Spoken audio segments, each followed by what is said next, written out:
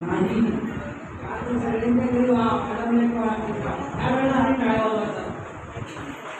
बघा बघा टाळ्या वाजवायला पण किती गरजेची उद्योजक पाहिजे ना. तो उद्योजक होण्यासाठी म्हणजे कुठल्याही उद्योजकांना व्यवसाय करणारा लाजायचं नाही. आपण मालक होणार आहे, आपण उद्योजक करणार आहे. उद्योजक तुम्ही व्यवसाय केला तर पैसे कुणाला मिळणार आहे? आपल्याला मिळणार आहे. तो उद्योजक करेल जो भिन्न तुम्ही व्यवसाय कराल तर त्याच्याकडे पैसे येणार आहे. आज बाहेर असे व्यवसाय आहेत ना की छोटे छोटे असे तुम्ही SSC सोळामध्ये वाचले असतील. जर मेहनत करून कोण करत असेल तर करोडपती होणारे पण भरपूर आहे. पुरणपोळ्या विकणारे पण करोडपती झालेत, वडापाव विकणारे करोडपती झालेत.